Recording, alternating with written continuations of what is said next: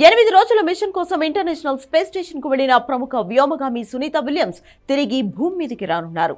మంగళవారం ఉదయం ఆమె భూమి మీదకు రానున్నట్లు నాసా అధికారులు ప్రకటించారు. మరి ఇన్ని రోజులు స్పేస్ స్టేషన్ లో ఉన్న ఆమె అందుకునే జీతం చాలా మందికి తెలియదు. ప్రాణాలకు తెగించి వెళ్లిన సునీత విలియమ్స్ అసలు ఎంత జీతం తీసుకుంటారో చూద్దాం. అమెరికా ప్రభుత్వం గ్రేడ్ పే ప్రకారం నాసాలో పనిచేసే వారికి జీతాలు ఇస్తుంది. పౌర వ్యోమగాములకు GS-13, GS-15 గ్రేడ్ పే కింద చెల్లిస్తుంది. అమెరికాలో ప్రభుత్వ ఉద్యోగుల జీతాలన్నీ GS-01, GS-15 గ్రేడ్ పే ప్రకారం చెల్లించగా వీటిల్లో GS-15 అనేది అత్యధిక పేగా చెప్తారు. సునీత విలియమ్స్ కూడా గ్రేడ్ పే ప్రకారమే జీతం తీసుకుంటున్నారు. GS-13 ప్రకారం వార్షిక వేతనం $81,216 అంటే మన కరెన్సీలో 70 లక్షలు ఉంటుంది. ఇందులో అత్యధికం $105,579 అంటే 92 లక్షలు. GS-14 ప్రకారం వార్షిక వేతనం $95,973 ఉంటుంది.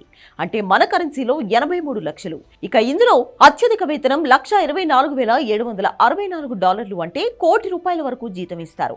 ఇక GS-15 వార్షిక వేతనం ప్రకారం $112,890 ఇస్తారు. అంటే మన కరెన్సీలో 98 లక్షలు ఉంటుంది. ఇందులో అత్యధికం $146,757 ఉంటుంది. అంటే మన కరెన్సీలో ₹1.27 కోట్ల వరకు ఇస్తారు.